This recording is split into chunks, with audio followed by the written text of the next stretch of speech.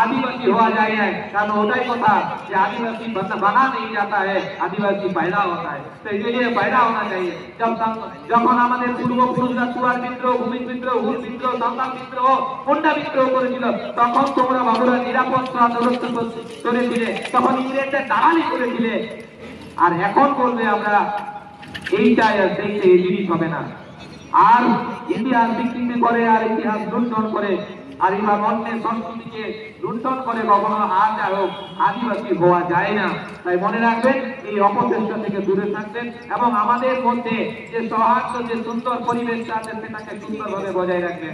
সেই সমস্ত ব্যক্তিবর্গদের বলবো যারা এই ধরনের চিন্তায়িত করছেন, সেই সমস্ত সম্প্রদায়ের মানুষদের নেতৃত্ব যারা আছেন, তাদের পরিচালনায় পরিচালিত না হয়ে, বিভ্রান্ত না হয়ে বাস্তব সত্য জিনিসটা উপলব্ধি করবেন।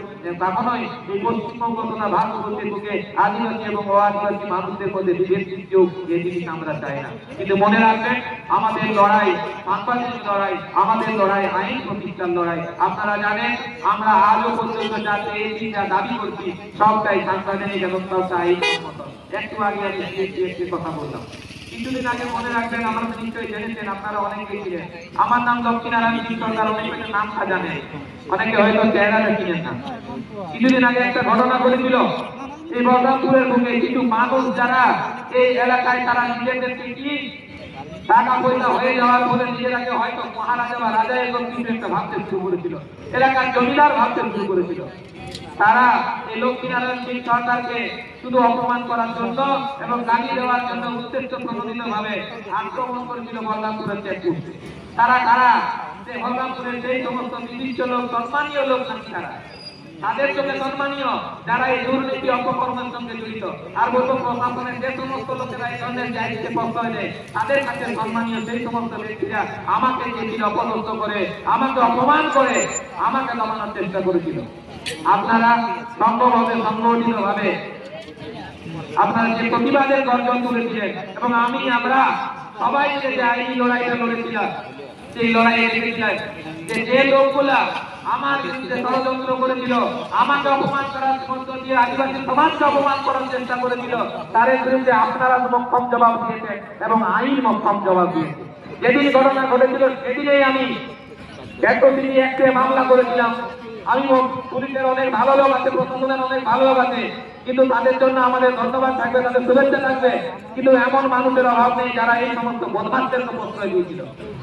দেখেছিলেন যে 103 অ্যাক্টের কারণে যে একজন অভিযুক্ত 24 ঘন্টার মধ্যে গ্রেফতার হয়ে যাওয়ার কথা, সেই ব্যক্তিকে মাসের পর মাস, সেই ব্যক্তিগুলোকে মাসের পর মাস ফেলে রেখেছিল প্রশাসনের লোকেরা। যখন আপনারা সকলে সংগঠিত ভাবে বলরামপুরের বাগে পঞ্চীবাদের গর্জন তুলেছিলেন, তখন বাধ্য হয়ে পুলিশ তাদেরকে গ্রেফতার করেছিল। যারা গ্রেফতার হয়েছিল, যারা এই অত্যাচারটা আমার সাথে করার চেষ্টা করেছিল, অপমানটা করার চেষ্টা করেছিল, তারা ভেবেছিল আমরা সকালে বিকালে থানাটাই গিয়ে চা খাই ভাই, থানার লোকেরা আমাকে কি করবে, পুলিশের লোকেরা আমাকে কি করবে, কি করে নেবে আমাদের। এমনকি তারা সমাজে বলে বেরিয়েছিল যে আরে ভাই, ওরা আদিবাসী, তারা কি করে নিবি, অমনকে অনেক দেখেছি, অনেক আইন অনেক দেখেছি। কিন্তু সেই লোকগুলোই যখন পুলিশের জালে গ্রেফতার হয়েছিল, আইনের মুখোমুখি তাদেরকে যখন হতে হয়েছিল, আদালতে তাদেরকে যখন শাস্তির মুখোমুখি হয়েছিল, তারা কিন্তু বুঝেছিল। সেদিন আপনারা সবাই প্রমাণ করতে পেরেছিলাম যে আদিবাসীদের বিরুদ্ধে মুখ খোলা, আদিবাসীর বিরুদ্ধে অত্যাচার করলে কি হতে পারে। আজকে গাল দেওয়ার জন্য, আমাকে অপমান করার জন্য তাদেরকে এই কথা যদি হয়েছে, আগামী দিনে মনে রাখবেন, যদি আদিবাসীদের বিরুদ্ধে একটা খারাপ শব্দ বেরোয়, আদিবাসীদের বিরুদ্ধে একটি অন্যায়ের ঘটনা যদি ঘটে, আদিবাসীদের যদি কেউ চোখ তুলেও যদি তাকানোর চেষ্টা করে, আমরা চোখ উপড়ে দেব, এটা এখান থেকে বলে দিতে চাই। কোন অত্যাচার সহ্য করা হবে না।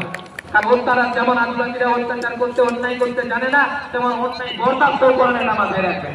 তাই মনে রাখবেন যে কারা আদিবাসীদের বিরুদ্ধে চক্রান্ত করার ভাবনা ভাবছেন, যারা আদিবাসী বিরোধী শক্তি আছেন, স্মরণে রাখবেন এই বলরামপুরের মুখে কিন্তু এই বিবাদত্ব আর দেখবেন না যে আদিবাসীদের জমি লুট করে নেবো, আদিবাসীদেরকে অত্যাচার করবো, এই জিনিস করা যাবে না। আমরা যে লড়াই লড়ছি, আদিবাসীদের অধিকারের লড়াই বলরামপুরের বুকে। একটা ঘটনা বলি, আমার যে লড়াইটা ছিল, আমাকে যে জন্য তারা আক্রমণ করেছে, আমার আওয়াজ একটাই ছিল, আদিবাসীদের রক্ষা করা, আদিবাসী অধিকার রক্ষা। এই এলাকায় বহু আদিবাসী জমি ইতিমধ্যে ও আদিবাসীদের নামে রেকর্ড হয়ে গেছে। তাদের দৌলতে এই ভূমি দপ্তর এবং প্রশাসনের লোকদের। যেদিন আমরা বিএলও অফিসে দেখলাম, সেদিন কিছু ডকুমেন্ট নিয়ে তার কাছে গেছিলাম, প্রশ্ন করেছিলাম, একটা রেকর্ডের কথা বলবো। দেখা যাচ্ছে একটা জমির রেকর্ড, একটা নমুনাতে যে আমাদের এই রেকর্ডে 6 জন অংশীদার আছে, 7 জন অংশীদার আছে, তার মধ্যে 6 জন হচ্ছে ভূমি, একজন হচ্ছে প্রতি টাইটেল ধারী। আমি বিএলওকে জিজ্ঞাসা করেছিলাম, আমাদের লোকেরা জিজ্ঞেস করেছিল, আপনি জবাব দিয়ে এটা কি করে হতে পারে, কি করে তার নামে রেকর্ড হলো বলুন, উত্তর দিতে পারেন। বলতে কিভাবে হতে পারে, এটা দেখতে পাচ্ছি না আদিবাসীদের জায়গা, আদিবাসীদের একটা প্লট। কারণ 6 জন আদিবাসী পত্রিক সম্পর্কে আমরা জিজ্ঞাসা করেছিলাম, এই ভূমিকে কি ভাই ভাইয়া করে কিন্তু এই প্রতি বলছে না নয়, তাহলে হলো কিভাবে? পারমিটে নিতে গেলে যে পদ্ধতি অবলম্বন করা, সেটা অত সহজ নয়, অত সহজ ভাবে হয় না। আমি বলেছিলাম যে কোনোভাবে এই পারমিশন হয়নি, কাজু বলছিল বিএলও সাহেব। আমি বলেছি আজকে আমরা ছেড়ে দিলাম, এই সমস্ত বিষয়ে সংশোধন যদি না হয়, না আপনি যাবেন এই অফিসটার থেকে, না আমরা যাবো এই অফিসটার থেকে, যতক্ষণ না এই সমস্ত দুর্নীতি আর এই বদমাশি বন্ধ হবে, ততক্ষণ না কিন্তু আমরা সেখানেই বসে থাকি।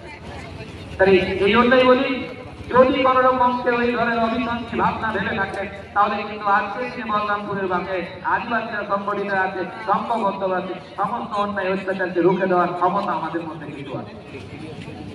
আজকে আমরা দেখতে পাচ্ছি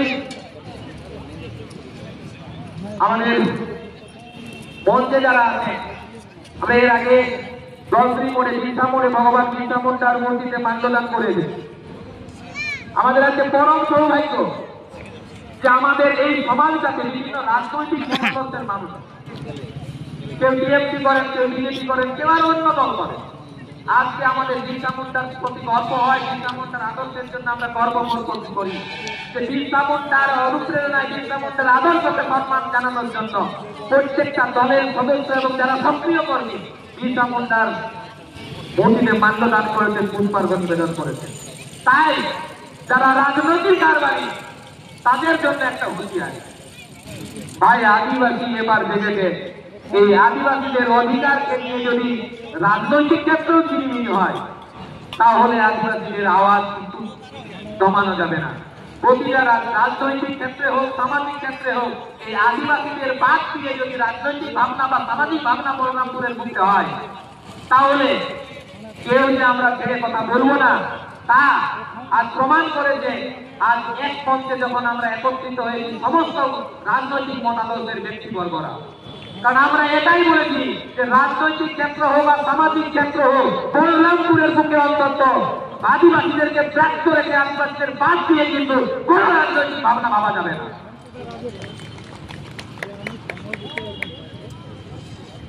আমরা শুধু ভূমিকার বা এই লড়াইয়ের জন্য কিন্তু অগ্রিম প্রস্তুতি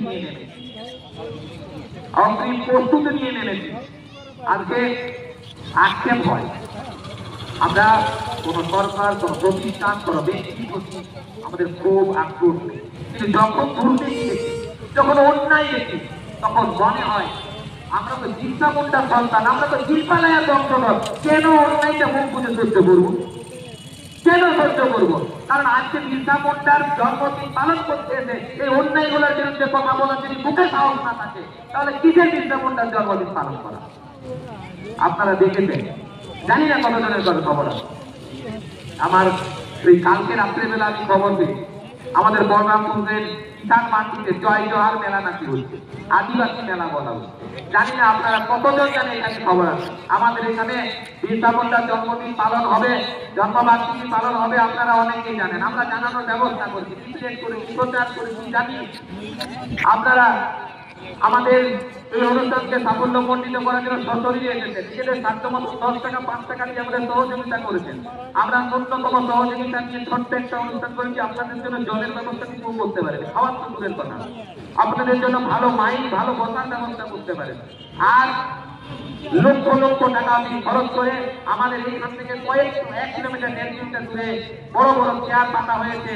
শুধু সামান্য চেয়ার নয়, ভালো আয়োজন করা হয়েছে, খিচুড়ি অনেক কিছু ব্যবস্থা করা হয়েছে। সেখানে নাকি চেয়ার ফাঁকা, আমাদের সাংবাদিক বন্ধুরা বলছে চেয়ার ফাঁকা। কেন ভাই এমন কথা হবে? আদিবাসীদের মেলায় আদিবাসীরা নেই কেন? কেন এর আগে যাই? এর আগে তো জয় জোহার মেলা হয়েছে, এর আগে তো বহু আত্মীয়তা মেলা হয়েছে, আদিবাসীরা স্মারক করে সেখানে গেছে, অংশগ্রহণ করে সব কিছু হয়েছে। আজ কেন এমন কথা হলো? কেমন এই ঘটনা ঘটলো? আদিবাসীদেরকে আজকে কেন এই কথাগুলো বলতে হবে? কোথাও কি কোন আন্তর্জাতিক মিশন আছে? ডাললে খুব তালা হয়ে যা প্রশ্নটা এটা থাকবে, কেন এই ঘটনা ঘটলো? আমি আমার সাথে অনেক বিভিন্ন রাজনীতির সঙ্গে যুক্ত আছেন সেই সমস্ত ব্যক্তিবর্গরা বলছে, যেন জনপ্রতিনিধি, তারা আমার কাছে অভিযোগ করেছে, বলছে কালকে নাকি জয় জওয়ার মারা আছে, আমাকে রাত 8টার সময় জানানো হচ্ছে। আমরা যারা সাধারণ জনগণ, সমাজ সংগঠন করি বা না করি, যারা সাধারণ মানুষ, আমরা তো কেউ জানিয়ে না এরকম একটা কিছু হচ্ছে। তাহলে এই যে লক্ষ লক্ষ টাকা খরচ করে আদিবাসীদের নাম করে যে করা হচ্ছে, আগের কি হচ্ছে? হিসাব দেওয়া হলো, আদিবাসীদেরকে ধ্বংসা দেওয়া হলো, মাদল দেওয়া হলো, আদিবাসীদের উন্নয়নের অনেক কিছু করা হলো, খতিয়ান দেওয়া হলো, টাকা পৌঁছায় যে আদিবাসীদের উন্নয়নের জন্য 5 লক্ষ টাকা 3 লক্ষ টাকা খরচ হলো। কি পেলো আদিবাসী? কি পেলো আদিবাসীরা? পাইনি তো কিছু।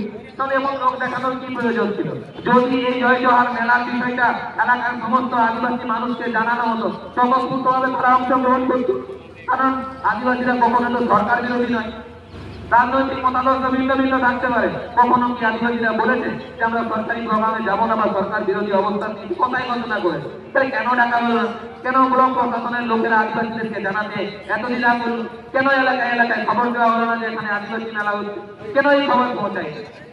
আমরা কেউ জানতে পারলাম না কেন? অথচ ধুমধাম করে নাকি আদিবাসী মেলা হচ্ছে, গুটি কয়েক ফাঁকা চেয়ার। কেন হবে এগুলো? আমরা চাই না এই ধরনের হোক। এটা সরকারি অনুষ্ঠান সুন্দর ভাবে হবে, সমস্ত আদিবাসীরা সংঘবদ্ধ হবে, সেখানে আসবে, আদিবাসীদের মেলা আদিবাসীরা আয়োজন করবে, আদিবাসীরা সেখানে অংশগ্রহণ করবে। আমরা কি দেখেছি বিভিন্ন সময় বহু আদিবাসী মেলা দেখে দেখা যায় যে যত না আদিবাসী লোক থাকে তার থেকে ও আদিবাসী ব্যক্তিরা সেখানে মঞ্চ যোগ করে পায়ের উপর পা তুলে বসে থাকে, আর তার সাথে সাথে কি করে ভুরি ভোজের আয়োজন থাকে। জানি না এই লক্ষ লক্ষ টাকা খরচ করে এই জয় জওয়ার মেলার উদ্দেশ্যটা কি? তার যারা এই আয়োজন, বিশেষ করে ব্লক প্রশাসনের প্রতি আমাদের প্রশ্ন থাকবে, বিডিও স্যারের প্রতি প্রশ্ন থাকবে, কেন এই সম্পূর্ণতা? আদিবাসীদের ডাকলে কি এমন রামায়ণ করতে, কি এমন অসুবিধা হতো? আদিবাসীদের কি চাইতো? আজকে জানালে তো খুব একটা অসুবিধা হতো? সত্যিকারে গেলে ভাবার সময় আছে, এটা অন্য কিছুই নয়, বিরোধিতা নয়, সমালোচনা। কারণ সমালোচনা না হলে আলোচনা কখনো হয় না। তাই প্রশাসন যারা চালাচ্ছেন, প্রশাসনের যারা কর্তা ব্যক্তি আছে তাদেরকে বলবো এই সমালোচনা করে সাদরে গ্রহণ করবো, বিরোধিতা হিসাবে দিবেন না। কারণ কালাকার যদি ভালো চান, আদিবাসীদের যদি ভালো চান, তাহলে আলোচনার পরিপ্রেক্ষিতে সুস্থ পরিবেশের মধ্যে হওয়া সম্ভব। যদি আদিবাসীরাকে আপনারা আগেই বিরোধী ভেবে নেন, তাহলে কখনোই আদিবাসীদের ভালো হওয়া সম্ভব নয়। আর যদি বলেন যে এইভাবে আদিবাসীদের সঙ্গে পরম এবং প্রত্যক্ষ সংগ্রামে যাবে, পারবেন না। তারা বলে দিচ্ছি, আদিবাসীদের লড়াই করে আরে ভাই ইংরেজরা পারেনি, তোমরা করো বিধানসভা, তাহলে সংঘর্ষের দিকে আসবে না। সহাবস্থানে বিশ্বাস করো, সহাবস্থানে এবং ভালো কিছু করার জন্য সত্যি যদি উদ্যোগ গ্রহণ করার থাকে আগামী দিনে ত্রুটিগুলো সংশোধন করুন, আপনারা সংশোধন করুন। আমরা চাই সুস্থ ভাবে বলরামপুর আদিবাসীরা আর যারা সরকারি কর্মচারী বা কর্মকর্তা এখানে এসেছেন, আপনাদের প্রতি আমাদের দয়া হয়, আপনাদের প্রতি আমাদের দয়া হয় যে আপনারা সামান্য কর্মচারী, জানি আমাদের এলাকায় পরিষেবা দিতে এসেছেন, কিন্তু কখনো কখনো এমন মনে হয় জানেন আপনাদের আচরণ দেখলে যে আপনাদের জন্য জমিদারিটা বলরামপুরে দিয়ে দেওয়া হবে। এমন আচরণ করেন যে বলরামপুরের জমিদারি যেন আপনাদের হাতে দেওয়া হবে। এই ভুল করবেন না। আপনাদের সরকারি কর্মচারী, আপনারা আপনাদের দায়িত্ব পালন করতে সঠিকভাবে করুন। অন্যায় এবং বেআইনি ভাবে আইনকে লঙ্ঘন করে করার চেষ্টা করবেন না। পক্ষপাতদুষ্ট আচরণ করে যারা কোটিপতি, যারা অন্যায়ভাবে ব্যবসা বাণিজ্য করছে, আদিবাসীদেরকে ঠকাচ্ছে, মানুষকে শোষিত বঞ্চিত দুর্বল মানুষদেরকে বিরুদ্ধে অত্যাচার করে, তাদের প্রতি আপনাদের নমনীয় মানসিকতা কেন? আমার ঘটনার সময় দেখেছি যে আইনে আমি মামলা করেছিলাম, যে আইনে যেখানে 24 ঘন্টায় অভিযুক্তদের গ্রেপ্তার হওয়ার কথা, সেখানে 24 দিন কেন 1 মাস পেরিয়ে গেছিল, তারপরে বাধ্য হয়ে পুলিশ গ্রেপ্তার করে। এই ধরনের বৈশিষ্ট্য কেন রাখবে? এই ধরনের আপনাদের দ্বৈত আচরণ কেন রাখবে? আইন মেনে পুলিশ কাজ করবে, প্রশাসন আইন মেনে কাজ করবে। এবং যারা আমাদের জনপ্রতিনিধিরা, যারা আমাদের নির্বাচিত প্রতিনিধি, তারা আমরা মনে করি যে এলাকার জন্য যথেষ্ট দক্ষ। আমার কাছে অনেক জনপ্রতিনিধি আক্ষেপ করেছে যে আমাকে এই জয় জওয়ার মেলা থেকে বিভিন্ন বিষয়ে জানানোই হচ্ছে না। আমাদের সত্যিকার অনেক সময় আমরা আমাদের আদিবাসী জনপ্রতিনিধিদেরকে দোষারোপ করি। এখন জেনে মনে হচ্ছে যে তারাও হয়তো অসহায়, তারাও দেখে যে আমাদের মধ্যে ওদেরকেও জানানো হয়। এক দুর্ভাগ্য ব্যবস্থা, কি অবস্থা তৈরি হচ্ছে বলরামপুর, এই পরিবর্তন দরকার। এই জন্যই প্রস্তাব, এই জন্যই সমালোচনা। এই সমালোচনাটা সাদরে গ্রহণ করুন, আশা করি। তো এভাবেই আমাদের আওয়াজ, আমাদের লড়াই আগামী দিনে জারি থাকবে। আপনারা প্রস্তুত থাকবেন। আমরা এভাবে আজ এই বল্লামপুরের রূপে সংগঠিত হয়েছি। আমরা প্রত্যেককে বলে দিতে চাই কোন রকম অন্যায়, কোন রকম অত্যাচার বল্লামপুরের আদিবাসীরা বরদাস্ত বা সহ্য করবে না। সেটা কিন্তু এতদিন নিশ্চয়ই প্রত্যেকে একমত হয়ে গেছে। তাই সাধু সাবধান। আশা করবো আগামী দিনে আমরা বলরামপুরবাসী সবাই ঐক্যবদ্ধভাবে আমাদের বলরামপুরকে শুধু শহরটাকে নয়, বলরামপুর এলাকার প্রত্যেকটা গ্রামগঞ্জের মানুষের মধ্যে সৌহার্দ্য থাকবে, আদিবাসীদের প্রতি আমাদের সম্মান থাকবে, আদিবাসীদের অধিকারকে, আদিবাসীদের সম্পদ লুটে নেওয়ার মানসিকতা থেকে আমরা সরে আসবো এবং আদিবাসীদের সম্মান দেওয়ার সাথে সাথে তাদেরকে আমরা প্রতিটা ক্ষেত্রে সমান সুযোগের সৃষ্টি করে দেবো। এই ভাবনা নিয়ে আমরা যদি চলতে পারি, আমরা যদি এই কথাগুলো মনে রাখতে পারি, তাহলে শুধু আদিবাসীদের ভালো হবে না, আমাদের বলরামপুরের ভালো হবে, আমাদের বলরামপুরবাসী প্রত্যেকটা মানুষের ভালো হবে। তাই আজকের এই বিশেষ দিনে 1875 সালের 15ই নভেম্বর যে দলটি আবার ভগবান বিরসা মুন্ডা জন্ম নিয়ে মাত্র 34 বছরের তার জীবনে যে অনন্য ইতিহাস রচনা করে দিয়েছিল, যার অনুপ্রেরণা, যার আদর্শ আজ আমাকে এই কথাগুলো বলতে সাহস জুগিয়েছে, আপনাদের এখানে একত্রিত হতে সাহায্য করেছে, সেই মহান মানুষটির চরণে শত কোটি প্রণাম জানিয়ে আমরা আপনাদেরকে অসংখ্য অসংখ্য ধন্যবাদ ও অভিনন্দন জানিয়ে আমার বক্তব্য শেষ করছি। নমস্কার, জোহার।